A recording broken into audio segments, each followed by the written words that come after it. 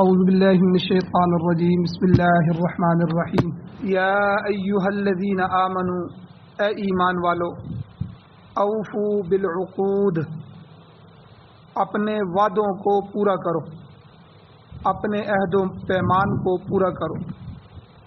احلت لکم حلال قرار دیے گئے ہیں تمہارے لیے بہیمۃ الانعام مویشی جانور، الا ما یتلی علیکم سوائے ان جانوروں کے جو تمہارے اوپر تلاوت کیے جاتے ہیں، یعنی آگے آ رہے ہیں، ان جانوروں کے علاوہ باقی تمہارے لیے حلال قرار دیے گئے۔ غیر محل الصید وانتم حرم اس حال میں کہ تم حلال نہ سمجھنے والے ہو شکار کو جبکہ تم احرام کی حالت میں ہو۔ جب حج اور عمرے کے لیے جاؤ اور احرام کی حالت میں ہو تو شکار کرنا تمہارے لیے حلال جانوروں کا بھی حرام ہے۔ ان اللہ یحکم ما یرید بے شک اللہ تعالی فیصلہ کرتا ہے جو اللہ چاہتا ہے۔ سورۃ المائدہ یہ 5ویں سورت ہے قرآن مجید کی۔ اس سے پہلے سورہ فاتحہ، پھر سورہ بقرہ، پھر سورہ آل عمران، پھر سورہ نساء، یہ 4 صورتیں گزر چکی ہیں۔ اب 5ویں سورت سورہ مائدہ ہے اور 6واں سپارہ ہے۔ اس کی پہلی آیت آپ کے سامنے تلاوت ہوئی ہے۔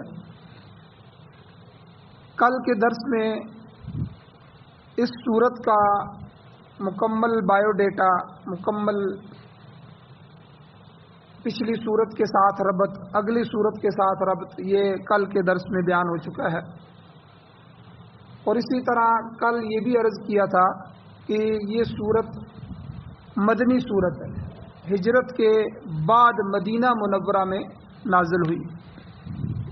تاہم اس سورت کی ابھی آگے آنے والی جو تیسری آیت ہے اس کا ایک حصہ ہے الیوم اکملت لکم دینکم واتممت علیکم نعمتی ورضیت لکم الاسلام دینا۔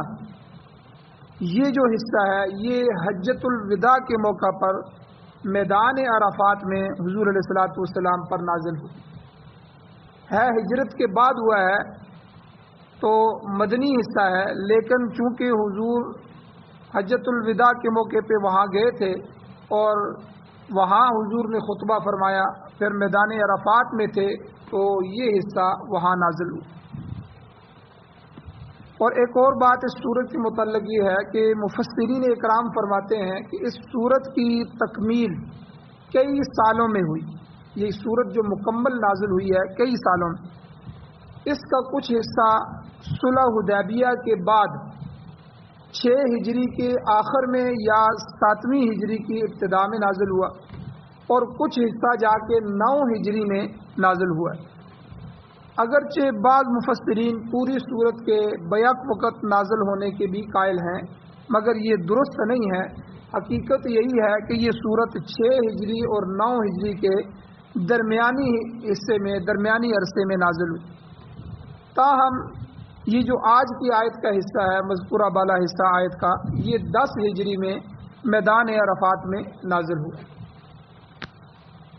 اب نزول وحی کی کیفیت کیا تھی؟ یہ وحی جب نازل ہوئی تو حضور پر کیا کیفیت تھی؟ سب سے پہلے یہ بات سمجھی جائے کہ وحی اللہ کا کلام ہے۔ اللہ تعالیٰ کا کلام جب آسمانوں سے نازل ہوتا ہے تو یہ ایک بہت بوجھل چیز ہے۔ وحی الہی اس کا ایک وزن ہوتا ہے، اور سورہ مزمل کے اندر 29ویں سپارے میں سورہ مزمل میں اس کا ذکر موجود ہے۔ اللہ فرماتے ہیں انا سنلقی علیک قولا ثقیلا، ہم آپ پر ایک بوجھل بات ڈال رہے ہیں، ہم آپ پر ڈال رہے ہیں، انا سنلقی علیک قولا ثقیلا، ایک وزنی بات۔ وحی الہی جو ہے یہ ایک بوجھل چیز ہے۔ بخاری شریف کی روایت میں آتا ہے صفحہ 2 جلد 1 میں کہ سخت سردی کے موسم میں، حالانکہ سردیوں میں آدمی کو ٹھنڈ لگتی ہے، سردیوں میں پسینہ نہیں ہوتا، لیکن صحابہ اکرام نے حضور علیہ السلام کے اوپر جب وحی نازل ہوتی تھی تو اس کی کیفیت کو ذکر فرمایا کہ سخت سردی کے موسم میں بھی جب وحی نازل ہوتی تو اس کا بوجھ، اس کا ثقل اس کی حرارت اتنی زیادہ تھی کہ حضور علیہ السلام کی پیشانی مبارک سے پسینے کے قطرے گرنے لگتے. اور امام شاہ ولی اللہ محدث دہلوی رحمۃ اللہ علیہ فرماتے ہیں کہ نزول وحی کے وقت انخلاق یا انسلاخ یہ ہوتا تھا، یعنی آپ علیہ الصلوۃ والسلام کی جو بشریت ہے اس بشریت پر ملکیت غالب آ جاتی. یعنی تین قسم کی مخلوقات ہیں، ایک تو انسان اور جن ہے، اللہ تعالیٰ نے ان کو اپنی شریعت کا مکلف بنایا، انہی سے حساب لیا جائے گا، انہی کے لیے جنت جہنم کے فیصلے کیے جائیں گے. دوسری مخلوقات جو ہیں وہ فرشتے ہیں. فرشتے ہمیشہ اللہ تعالیٰ کی عبادت میں ہی لگے جاتے ہیں، ان کے اندر گناہ کا مادہ ہی نہیں، ان کے اندر شہوات ہی نہیں، ان کا امتحان ہی نہیں ہے، وہ اللہ کے حکم کو ماننے والے. اور تیسرے چوپائے جانور وغیرہ ہیں کہ ان کے اندر عقل نہ ہونے کی وجہ سے ان کو بھی شریعت کا مکلف نہیں بنایا گیا، ان کو انسان کی خدمت کے لیے بنایا گیا. تو بہرحال جب انسان کے اندر ملکوتیت غالب آتی ہے، یعنی فرشتوں کا نظام، اس لیے کہتے ہیں جب انسان گندا ہوتا ہے، نماز نہیں پڑھتا، روزہ نہیں رکھتا، گندگی میں رہتا ہے، بعض لوگوں کی عادت ہوتی ہے پیشاب کرتے ہیں، پیشاب سکھاتے نہیں ہیں، اور یعنی اپنی طہارت کا خیال نہیں رکھتے، تو ان کی طرف شیطان زیادہ متوجہ ہو جاتے ہیں، شیطان اور جنات ان کی طرف.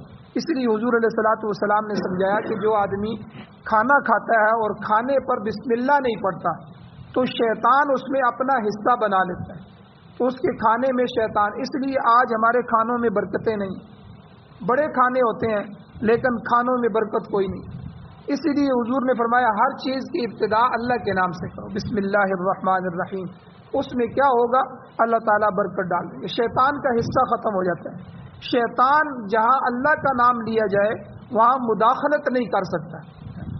تو اس لیے جب انسان طہارت سے ہٹ کے رہتا ہے، گندگی میں رہتا ہے، اور اپنے صفائی ستھرائی طہارت، تو اس کا بول چال میں بھی طہارت نہیں ہے، زبان میں بھی طہارت نہیں ہے، کمائی میں بھی طہارت نہیں ہے، حلال نہیں حرام غالب ہے، تو یہ ساری چیزیں شیطانوں کو کھینچنے والی. اس لیے بعض دفعہ ہم کہہ دیتے ہیں کہ فلاں آدمی تو بالکل شیطان بن گیا. تو مطلب کیا ہے کہ شیطانی لوگ اس پر حاوی ہو جاتے ہیں، اس کے اندر شیطانیت غالب آ جاتی ہے. اور جو آدمی قرآن کی تلاوت کرتے ہیں، 5 وقت کی نماز کا اہتمام کرتے ہیں، ذکر کا اہتمام کرتے ہیں، اللہ کا نام لیتے ہیں، اور اپنی صفائی ستھرائی اور 5 وقت کی نماز کے ساتھ جو وضو ہے، یہ تو ویسے ہی انسان کو کامل طہارت کی طرف لے کے جاتا ہے. تو یہ آدمی اس پر ملکوتیت غالب آ جاتی ہے کہ فرشتوں کے جو نظام ہے، کیونکہ فرشتے پاک رہتے ہیں، فرشتے صاف رہتے ہیں، ٹھیک ہے. فرشتوں کا مزاج اللہ نے ایسا بنایا ہے کہ وہ ان چیزوں کو پسند نہیں کرتے. جو اس لیے حضور علیہ السلام نے فرمایا کہ اگر لہسن، تھوم اور جو ہے پیاز یا اس طرح کی چیز کھا کے مسجد میں نہ ہو کہ جس سے بدبو پیدا ہوتی ہو، اس سے ایک تو نمازیوں کو تکلیف ہوتی ہے، دوسرا فرشتوں کو تکلیف ہوتی ہے. اور اسی طرح حضور علیہ السلام نے حدیث میں فرمایا جس گھر میں کتا یا تصویر ہو وہاں رحمت کے فرشتے نہیں آتے، ان کا مزاج اللہ نے ایسا بنایا. تو یعنی انتہائی نفاست، انتہائی پاکیزگی. تو شاہ ولی اللہ محدث دہلوی رحمۃ اللہ علیہ فرماتے ہیں کہ حضور علیہ السلام پر ویسے بھی فرشتوں کا نزول ہوتا تھا، ویسے بھی فرشتے آتے تھے، لیکن جب وحی نازل ہوتی تو وحی نازل ہونے کے وقت حضور علیہ السلام کی بشریت کا پر ملکیت جو ہے وہ غالب آ جاتی. فرشتوں کا جو مزاج تھا وہ غالب آ جاتا تھا، کیونکہ عام انسان جو ہے وہ وحی کو برداشت نہیں کر سکتا. مسلم شریف کی روایت میں آتا ہے کہ نزول وحی کے وقت حضور علیہ الصلوۃ والسلام کا جو چہرہ مبارک ہوتا تھا وہ سرخ ہو جاتا تھا، اور آپ علیہ السلام کی جو سانس ہے وہ سانس تیز چلنے لگتی تھی. تو عام طور پر نزول وحی کی کیفیت ظاہر ہونے پر صحابہ کرام پہچان جاتے تھے کہ حضور پر وحی نازل ہو رہی ہے، تو حضور علیہ السلام پر چادر تان دیتے تھے. تو جیسا کہ جیرانہ کے مقام پر ہوا تھا. تو بہرحال یہ جو حصہ آیت کا اترا ہے، آج کی آیت، آج کی وحی نازل ہوئی ہے، اس کے متعلق آتا ہے کہ نزول وحی کے وقت حضور نبی کریم صلی اللہ علیہ وسلم ایک بڑی طاقتور اونٹنی تھی حضور کی، عصبہ، یہ حضور کی اونٹنیوں میں سے ایک اونٹنی تھی. تو یہ عصبہ اونٹنی پر حضور علیہ السلام سوار تھے. تو ایسا محسوس ہوتا تھا، صحابہ فرماتے ہیں کہ وہی کے بوجھ کی وجہ سے اونٹنی کی ٹانگیں اور گردن ٹوٹ رہی. مسند احمد کی روایت میں آتا ہے، حدیث میں آتا ہے کہ اونٹنی کی قوت برداشت یہ جواب دے گئی، لہذا حضور علیہ الصلوۃ والسلام اونٹنی سے نیچے اتر آئے. تو بعض دفعہ ایسا ہوتا تھا کہ وہ اونٹنی بیٹھ جاتی تھی اور بیٹھے بیٹھے بھی زمین کے ساتھ لگ جاتی. تو یعنی یہ جو قرآن نازل ہوا ہے، اس لیے اللہ تعالیٰ نے فرمایا کہ لو انزلنا هذا القرآن على جبل لرأيته خاشعا متصدعا من خشیۃ اللہ. اللہ کہتے ہیں اگر ہم اس قرآن کو کسی پہاڑ پہ نازل کرتے تو تم دیکھتے کہ وہ پہاڑ بھی اللہ کے خشیت کی وجہ سے، اللہ کے خوف کی وجہ سے وہ بھی ریزہ ریزہ ہو جاتا. تو یعنی اتنا بوجھ ہوتا ہے وہی. تو بہرحال اس صورت کی ابتدا جو ہو رہی ہے، یہ پہلی آیت جو ہے، اس میں ایفاء عہد کی طرف اللہ متوجہ فرمائے. کہتے ہیں اللہ تعالیٰ ارشاد فرماتے ہیں یا ایھا الذین آمنوا، اے ایمان والو، اوفوا بالعقود، عہد و پیمان کو پورا کرو. مفسر قرآن جو ہے مولانا اشرف علی تھانوی رحمۃ اللہ علیہ، ہمارے اکابر میں سے ہیں، بڑے بزرگوں میں سے، فرماتے ہیں کہ سورہ نساء کی یہ جو آخری آیت گزری ہے، پچھلی سورت کی آخری آیت، اس آیت میں اللہ تعالیٰ فرما رہے تھے کہ یبین اللہ لکم ان تضلوا، اے لوگو اللہ تمہارے لیے اس قرآن میں اپنے احکام کو، اپنے حکموں کو کھول کھول کر بیان کرتا ہے. کہ کیوں بیان کرتا ہے؟ ان تضلوا، تاکہ تم گمراہی سے بچ جاؤ، کہیں تم گمراہ نہ ہو جاؤ. تو جو لوگ آج بھی قرآن سے دور ہیں تو وہ یقیناً اپنی خواہشات کی زندگی گزار رہے ہیں. جو قرآن کو پڑھ رہے ہیں، قرآن کو سنتے ہیں، ان کو پتہ ہے کہ اللہ تعالیٰ کا ہمارے لیے حکم کیا ہے، اللہ کیا چاہتے ہیں، اللہ کا منشا کیا ہے، ہمیں زندگی کیسے گزارنی چاہیے. تو اسی کو اللہ نے فرمایا کہ ہم اپنا ہر حکم کھول کھول کر صاف ستھرا تمہارے سامنے بیان کرتے ہیں، اس وجہ سے کہ کل قیامت کے دن تم یہ نہ کہو کہ ہمیں تو پتہ ہی نہیں تھا، ہمارے پاس تو کوئی پیغمبر ہی نہیں آیا تھا، ہمارے پاس تو کوئی کتاب ہی نہیں تھی. اے اللہ ہمیں یہی نہیں پتا تھا کہ ہم آپ کو کیسے راضی کرتے. اس لیے یہ حجت نہیں چلے گی. اللہ تعالیٰ نے اپنے پیغمبر کو بھی بھیجا، حضور علیہ السلام کے طریقے تمہیں بتائے، حضور کی سنتیں تمہارے سامنے ہیں، کھانے کی سنتیں، پینے کی سنتیں، نبی علیہ السلام نے شادی کیسے کی، غمیاں، شادیاں اور تجارت، ہر چیز میں حضور علیہ السلام نے اپنا طریقہ کر کے دکھا کے گئے. اور پھر قرآن مجید نے ہر اصول کو، ہر حکم کو، ہر مسئلے کو وضاحت کے ساتھ بیان فرمایا. یہ اسی لیے بیان فرمایا ان تضلوا، تاکہ تم ضلالت سے، گمراہی سے بچ جاؤ، اور تمہارے لیے اللہ کے یہ احکام واضح طور پر نازل ہوئے. اب اس کے ساتھ ہی حضرت تھانوی فرماتے ہیں کہ پچھلی سورت کے آخری آیت کو اللہ یہ بیان فرما رہے ہیں، اور ساتھ ہی اللہ تعالیٰ نے فرمایا اگلی سورت کے شروع میں اے ایمان والو عہد و پیمان کو، وعدوں کو پورا کرو. تو دونوں آیات آپس میں مربوط ہے، دونوں کا ربط ہے، کہ ایک تعلق ہے کہ جن چیزوں کو اللہ تعالیٰ واضح طور پر بیان کرتا ہے ان کی تفصیلات یہاں اگلی سورت سے شروع ہو رہی ہیں. اس لیے شروع میں ہی اللہ نے فرما دیا کہ اللہ تعالیٰ کے احکام کی تکمیل کے معاملے میں اپنے عہد و پیمان کو لازم کرو، پورا کرو. اور یہ خطاب اہل ایمان کے ساتھ، یہ خاص خطاب ہے جو ایمان والوں کو کیا جا رہا ہے، باقی دنیا کو نہیں. کیونکہ احکام الہی جو ہیں، اللہ کے احکام کی تعمیل کے لیے سب سے پہلے مکلف جو ہیں وہ ایمان والے.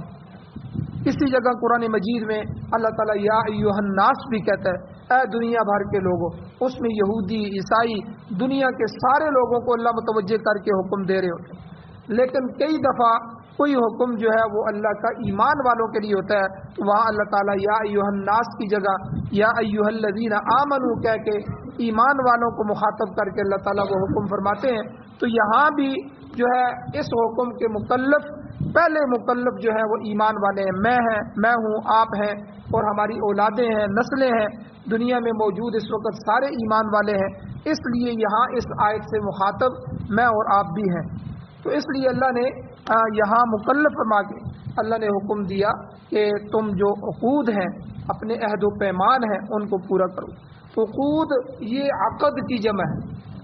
عقد کا معنی ہوتا ہے وعدہ کرنا، کسی کے ساتھ عہد و پیمان کرنا، قسم اٹھانا، کسی کے ساتھ وعدہ کر لینا۔ حضرت عبداللہ ابن عباس رضی اللہ تعالیٰ عنہما اور اس کے علاوہ دیگر جو مفسرین اکرام ہے وہ فرماتے ہیں کہ یہ جو وعدہ ہوتا ہے عہد و پیمان، اس میں ہر قسم کا وعدہ شامل ہے۔ ہم نے شاید یہی سمجھ لیتے ہیں بعض دفعہ کہ یہ صرف ہم آپس میں کوئی بات کر لیتے ہیں یا جس پر ہم وعدہ لے لیتے ہیں یہی وعدہ ہے، بلکہ عہد و پیمان میں ہر قسم کا عہد شامل ہے، چاہے وہ عہد ہم نے اللہ تعالیٰ سے کیا ہو۔ اب دیکھیں عالم ارواح میں خود اللہ تعالیٰ قرآن مجید میں بھی فرماتے ہیں اور حدیث مبارکہ میں بھی حضور نے فرمایا، جب ساری روحوں کو اللہ نے بنایا تو اللہ تعالیٰ نے ہم سے آپ سے سب سے وعدہ لیا تھا عالم ارواح میں کہ میں تمہیں وجود دوں گا، انسان بناؤں گا، دنیا میں بھیجوں گا، وہاں جا کے کیا کرو گے، میرے حکم کے مطابق عمل کرو گے کہ نہیں؟ تو ہم سب نے اللہ تعالیٰ کو رب مانا اور اس بات کا وعدہ کیا۔ تو اب یہ اللہ سے عہد ہے، یہ اللہ سے کیا ہوا وعدہ ہے، یا ایھا الذین آمنوا اوفوا بالعقود، اے ایمان والو اپنے وعدوں کو پورا کرو۔ اس میں یہ وعدہ بھی، اب جب دنیا میں آ گئے اب اللہ کے حکموں کے مطابق زندگی گزارنی ہے، نبی علیہ السلام کے مبارک سنت طریقوں کو سامنے رکھ کے زندگی گزارنی۔ اللہ کا حکم، نبی کا طریقہ، اللہ کا حکم، نبی کا طریقہ۔ ہر بات میں انسان ایمان والا یہ پوچھے بھئی اللہ کیا کہتے ہیں، قرآن و سنت میں اللہ کیا کہتے ہیں، علماء سے پوچھے، ہر بات کو پوچھ کے اپنی زندگی کو گزارے، تو تب جا کے اس کا یہ امتحان مکمل ہوگا اور کل اللہ کے سامنے حساب دینے کے قابل ہو۔ تو یہ اللہ کے ساتھ وعدہ کیا ہوا یہ پورا کرو، یا اس کے نبی کے ساتھ وعدہ ہے وہ بھی پورا کرو، حضور علیہ الصلوۃ والسلام کی سنتوں کے مطابق زندگی گزارو، یا عبادت کا عہد ہے کہ اللہ کی عبادت کریں گے اس کو پورا کرو، یا مخلوق کے ساتھ معاملات کا وعدہ ہے، ہم اپنے آپس میں اللہ کی مخلوق کے ساتھ وعدہ کرتے ہیں، کسی کے ساتھ کوئی معاملہ کرتے ہیں، اس کو بھی پورا کرو، یا اپنی جماعت کے ساتھ کوئی نہ کوئی بندہ کسی جماعت میں شامل ہوتا ہے، اس جماعت کے ساتھ کیا ہوا معاہدہ ہو وہ بھی پورا کرو، یا بیرونی کسی جماعت کے ساتھ کوئی معاہدہ ہو جاتا ہے، جیسے ملکوں کے معاہدے ہوتے ہیں، ملک کا اپنی رعایا کے متعلق معاہدہ ہوتا ہے، غیر ممالک کے ساتھ معاہدے ہوتے ہیں، ہمارے جیسے وزیر داخلہ ہے، وزیر خارجہ بھی ہے، داخلی امور میں بھی معاملات طے ہوتے ہیں، خارجی امور میں بھی ملکوں کے ساتھ معاملات ہوتے ہیں۔ تو ایمان والوں کے لیے حکم ہے کہ تمام معاہدوں کو پورا کرو۔ ایمان کا تقاضا یہ ہے کہ ہر صورت میں ان معاہدوں کو پورا کیا جائے، اوفوا بالعقود کا یہی مطلب ہے۔ اس لیے انسان جو ہے یا تو انفرادی زندگی گزار رہا ہے یا اجتماعی زندگی گزار رہا ہے۔ اجتماعی زندگی میں ایک دوسرے کے ساتھ مختلف معاملات ہمارے ہوتے ہیں اور اکثر جو ہے اس میں ہم وعدے کرتے ہیں، عہد و پیمان ہوتے رہتے ہیں جن کا پورا کرنا نہایت ضروری ہے، اور بلکہ عہد جو ہے وعدہ، اس سے صرف نظر کرنے والے جو لوگ ہیں، عہد کو پورا نہ کرنے والے جو لوگ ہیں، ان کے بارے میں حضور علیہ الصلوۃ والسلام نے ان کو منافق قرار دیا ہے حدیث میں۔ یعنی منافقوں کی ایک عادت، ایک خصلت یہ ہے، حضور نے فرمایا اذا عاہد غدر، کہ جب وہ معاہدہ کرتا ہے تو اس کی وفا نہیں کرتے بلکہ غداری کے مرتکب ہوتے ہیں۔ اور آج ہمارے معاشرے میں کئی چیزیں عام ہو گئی ہیں، دھوکہ عام ہو گیا ہے، فراڈ، ہر چیز میں دھوکہ، اور اسی طرح جھوٹ عام ہو گیا ہے۔ آپ دیکھیں ہر بندہ جھوٹ بول رہا ہے، میں آ رہا ہوں جی، میں ابھی یہاں پہنچ گیا ہوں، حالانکہ گھر سے بھی نہیں نکلا ہوتا۔ بچوں کو کہتے ہیں جا کے ان کو کہو کہ وہ فلاں جگہ ہے، فلاں جگہ ہے، یعنی ہر طرف جھوٹ ہی جھوٹ۔ تو اور اسی طرح وعدے کی خلاف ورزی، یعنی پورا ٹارا کرنا، جسے ہمارے معاشرے میں کہتے ہیں وہ فلاں آیا تھا، بڑی مشکل سے اس سے جان چھڑائی، یعنی کیا کیا کہ اس کو ادھر ادھر کی باتیں کر کے مطمئن کر دیا، یعنی جھوٹ بھی بولا اور وعدہ جو کیا ہوا تھا اس وعدے پہ اس کو چیز بھی نہیں پہنچائی، اور آگے سے اس کو جھوٹ بول کے وعدے کی خلاف ورزی کر کے اس کو پورا ٹارا کر۔ یہ عام معاشرے کا عام حصہ بن چکا ہے، اسی لیے طرح طرح کے عذابات ہمارے معاشرے میں آ رہے ہیں۔ اور اسی طرح حضور نے اس کو منافق کی نشانی فرمایا، اذا عاہد غدر، کہ جب منافق معاہدہ کرتا ہے تو اس کی وفا نہیں کرتا، اس کی غداری کا مرتکب ہوتا ہے، اس کو پورا نہیں کرتا۔ بہرحال جو ایفائے عہد ہے، وعدے کو پورا کرنا ہے، دینی معاملہ ہو، دنیاوی معاملہ ہو، انفرادی معاملات ہوں، اجتماعی طور پہ آپس میں معاملات طے کیے گئے ہوں، ملکی ہوں یا غیر ملکی سطح پہ ہوں، ہر قسم کے وعدے اس آیت کے اندر شامل ہیں جن کو پورا کرنے کا ایمان والوں کو حکم دیا گیا ہے۔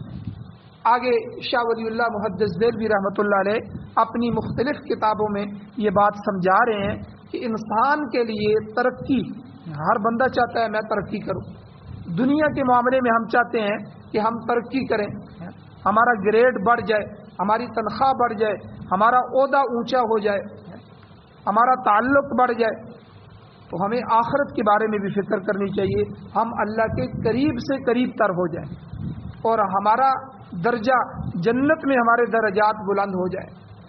تو اس لیے انسان کے لیے جو آخرت کی ترقی ہے اور دنیا کی بھی ترقی ہے، اس کا جو زینہ ہے، پہلی سیڑھی جو ہے وہ قانون کی پابندی۔ شاہ ولی اللہ محدث دہلوی فرماتے ہیں انسان اسی کے ذریعے، قانون کی پابندی کے ذریعے اعلیٰ مقام حاصل کرتا ہے، حضیرت القدس کا ممبر بنتا ہے، علیین یا جنت کے مقام میں جا پہنچتا ہے۔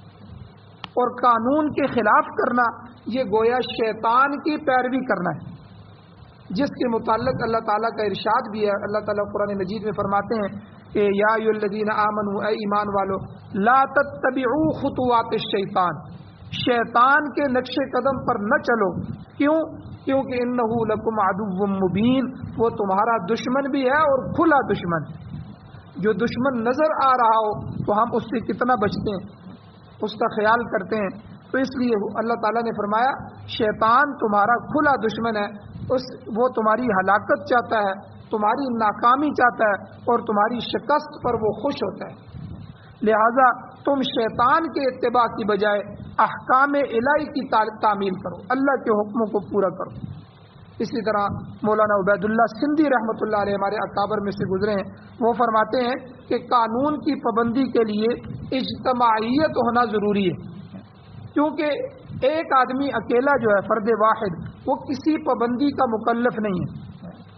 تو قوانین اسی وقت معرض وجود میں آتے ہیں، اسی وقت قانون بنتے ہیں جب اجتماعیت پیدا ہو جائے، پھر اس اجتماعیت کی وجہ سے پیدا ہونے والے مسائل کا حل مطلوب ہوتا ہے۔ تو آپ نے دیکھا ہوگا جہاں بھی 2-4 آدمی بیٹھتے ہیں وہ کوئی نہ کوئی اجتماعیت کے لیے قانون اور اصول بنا لیتے ہیں، بھئی ہم آپس میں چل رہے ہیں تو ہمیں کیا کرنا چاہیے۔ تو چنانچہ قانون کا سب سے ابتدائی درجہ نکاح سے شروع ہوتا ہے۔ ایک مرد اور ایک عورت پہلے آزاد ہوتے ہیں، ایک ہوتے ہیں، لیکن جو ہی نکاح ہوتا ہے، گٹھے زندگی گزارنی ہوتی ہے، تو اللہ تعالیٰ نے قانون بنا دی۔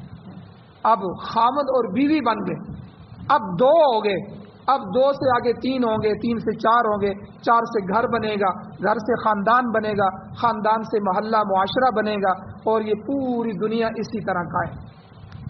1 سے 2 ہو گئے، 2 سے جب 4 ہوں گے تو ہم نے گھر کے لیے بھی اصول بنائے ہوتے ہیں، گھر کو چلانے کے لیے بھی قانون بنائے ہوتے ہیں۔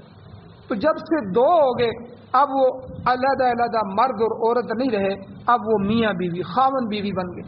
اب اللہ نے خاوند کے لیے بیوی کے حقوق مقرر فرما دیے، اب بیوی کے لیے خاوند کے حقوق مقرر فرما دیے، دونوں اب ان اصولوں پر چلتے رہو تو تمہاری دنیا کی زندگی جنت کا نمونہ بن جائے۔